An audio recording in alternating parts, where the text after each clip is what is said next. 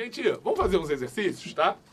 O primeiro que a gente tem aí é de sais minerais. Aí a gente pega e vai falando um pouco dos sais minerais que aparecerem. Porque a parte de sais minerais não dá para ser tão específico, embora tenha aí uma questãozinha 3 que a gente vai falar um pouco mais de uma especificidade. Mas por que não dá para ser tão específico? Porque, infelizmente, é decoreba, né, gente? Sal mineral é pegar o sal, a função. Acabou. Acabou. Acabou. Acabou. Né? Então, é decoreba. Agora, é lógico, né, gente? Se for falar de hormônio de tireoide, bababá, quando a gente for falar de tireoide, a gente dá um aspecto mais aprofundado do sal mineral que está relacionado. Quando for falar de eritropoietina, eritropoiese, produção de hemácias, a gente vai falar mais do ferro, entendeu? Mas, em termos gerais, aqui o sal mineral é associação.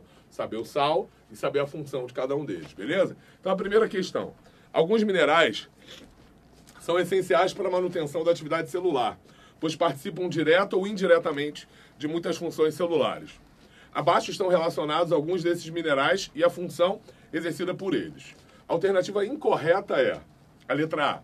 O magnésio, juntamente com o ferro, faz parte da constituição da molécula de hemoglobina. Gente, nunca ouvi falar sobre isso. O ferro está na hemoglobina? O ferro está na hemoglobina. O ferro é fundamental na hemoglobina para se ligar ao oxigênio, para se ligar ao gás carbônico, para garantir o transporte de gases no organismo. Show! Agora, e o magnésio? Normalmente a gente fala só assim, ó, o magnésio, ele é um átomo importante na composição da molécula de clorofila. É a principal função do magnésio. Agora, no nosso organismo ele é importante, sabia que é?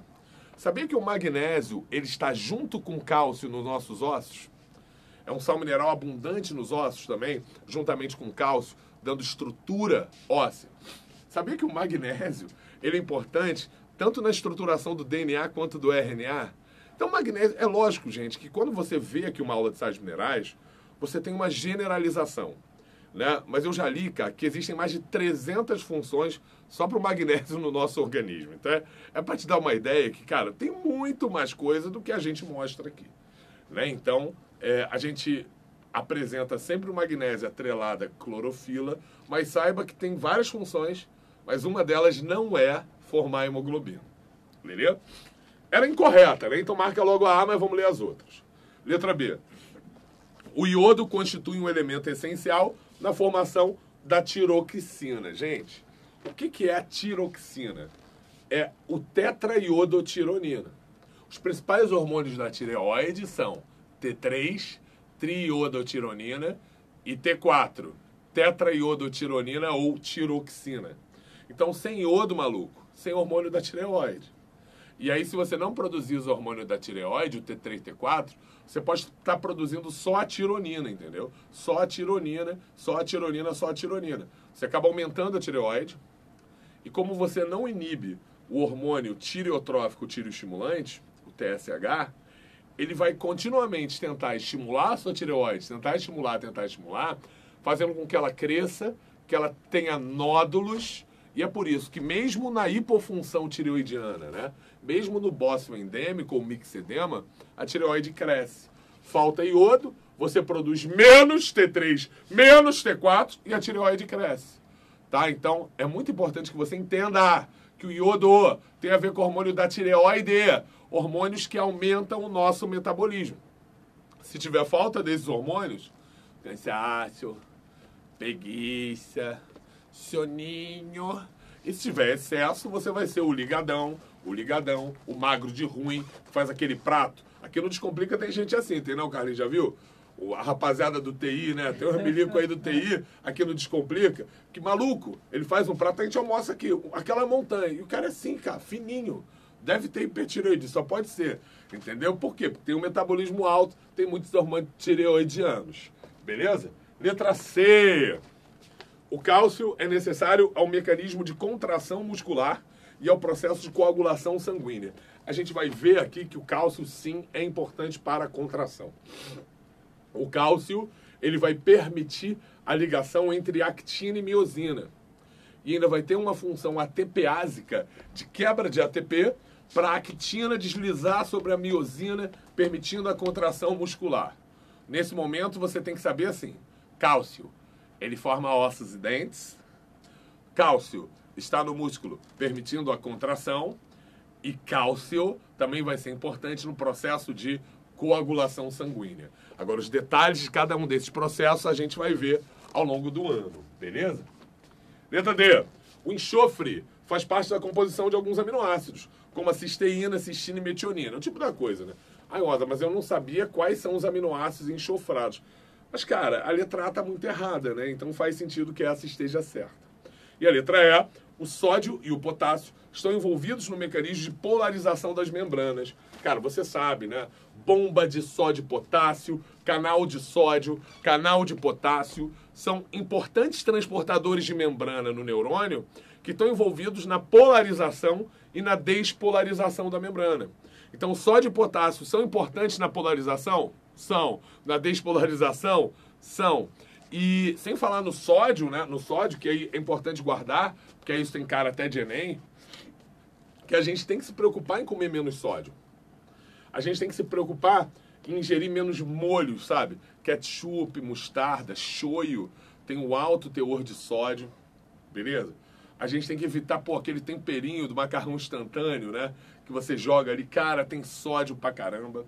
Porque o sódio, como é o sal mineral mais abundante do meio extracelular, é o sal mineral mais abundante do plasma sanguíneo, ele aumenta a concentração do sangue, aumenta o volume de sangue circulante, puxa água, né? Aumenta o volume de sangue circulante, aumenta a pressão arterial. Todos vocês sabem, tem que estar que o sódio aumenta a pressão osmótica e no sangue vai aumentar a pressão arterial. Então, especialmente quem é hipertenso, como eu, tem que evitar uma ingestão excessiva de sódio.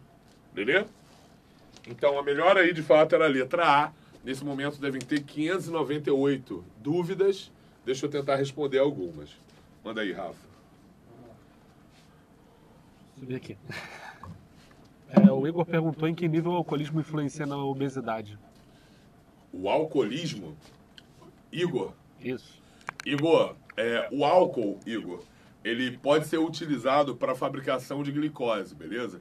O álcool, ele pode entrar na via revertida da glicólise, permitindo a gliconeogênese. Então, o álcool, ele pode ser usado para gerar energia, né? Então, o álcool é muito calórico. Se você for analisar qualquer bebida alcoólica, você vai ver que o álcool, ele tem uma quantidade de calorias muito grande. E um fígado de uma pessoa que seja alcoólatra, ela pode ter dois problemas, tá? Ele pode ser um fígado cirrótico, onde as áreas lesionadas vão sendo substituídas por fibras colágenas, e aí esse fígado cirrótico, ele vai perdendo a sua função ou as suas funções.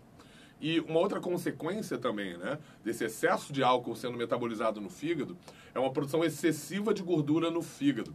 Então a pessoa normalmente acaba ficando com um fígado muito grande, tá? Tem uma hepatoesplanomegalia, um inchaço do fígado e do baço, gerando aquela barriga e o fígado gordo, que são bem típicos do alcoólatra.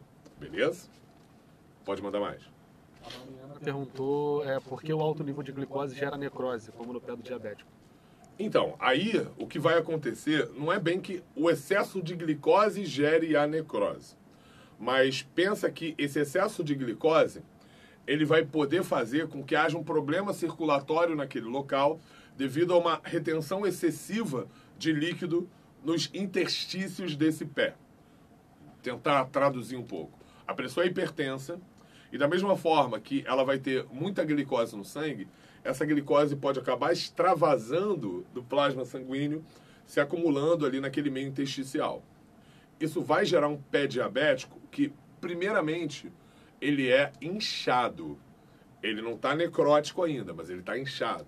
Se você pegar diabético, você vai ver que ele tende a reter líquido nas extremidades, tá? Porque essa glicose vai reter líquido também fora do sangue, nos interstícios do tecido. A partir do momento em que essa região está inchada, ela hiperestimula os receptores nervosos daquele local. Quando você hiperestimula um receptor nervoso, ele para de mandar a mensagem para o teu cérebro. Por exemplo, se nesse momento, sabe, você está mexendo com a língua, você não está sentindo a língua mexer. Não está. Agora, é só eu falar isso e você lembrar que a língua existe, que você passa a sentir a língua mexendo e batendo no seu dentinho. Beleza? Então, quando você está estimulando de forma contínua, você para de mandar mensagem.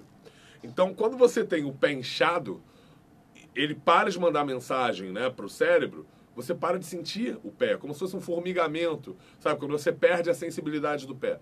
Então, o pé diabético acaba perdendo completamente a sensibilidade. Com essa perda de sensibilidade, a pessoa passa a ter lesões, não sente essas lesões, e aí quando observa, sabe, essas lesões já podem ter comprometido o tecido, e aí sim, ter necrosado, e muitas vezes aí a solução é amputação. Beleza? Pode mandar mais.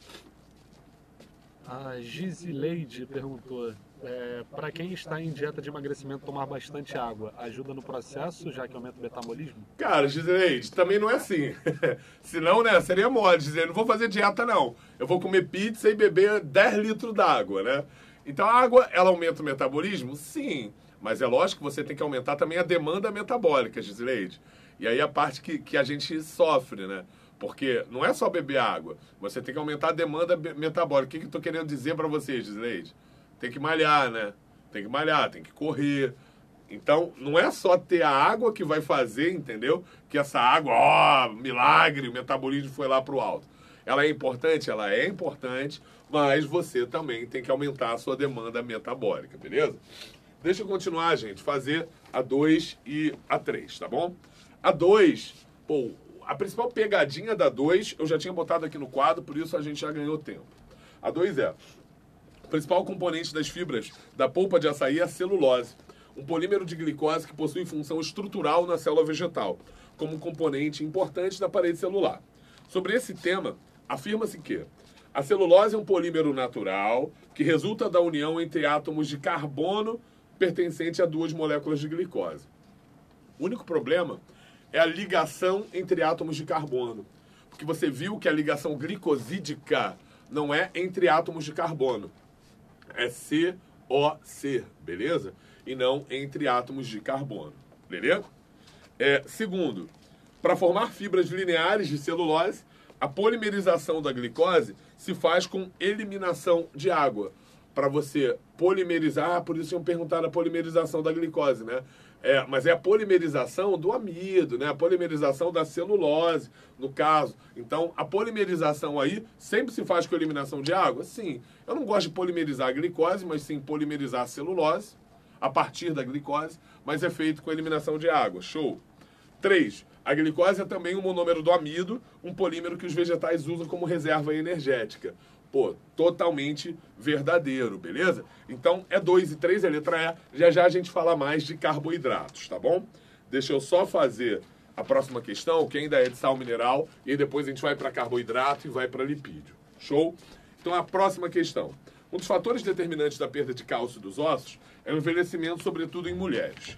O esquema abaixo representa a regulação do cálcio no sangue humano, realizado pelas glândulas X e Y, responsáveis diretas pela produção dos hormônios A e B, respectivamente. Vamos fazer o seguinte, vamos pensar aqui nesse equilíbrio, nesse metabolismo do cálcio a partir desses 2 hormônios. Os 2 hormônios em questão são a calcitonina e o paratormônio. Show? Show. Simbora. Ah, Lotinha, eu vou fazer um lanchinho. Eu vou assistir a sua aula, Lotinha, comendo. Eu vou comer pãozinho com queijo, eu vou comer polenquinho, eu vou comer requeijão, eu vou beber um Nescauzinho. Então, quando você... Eu não bato muito bem, dá pra notar, mas tudo bem. Quando você ingere o cálcio, você vai aumentar o cálcio sanguíneo, né? Você vai aumentar a sua calcemia. Quando você aumenta a calcemia, você libera a calcitonina. Calcitonina que vai promover a fixação de cálcio nos ossos. Aumenta a fixação de cálcio nos ossos. Promove a mineralização óssea, beleza? A mineralização óssea.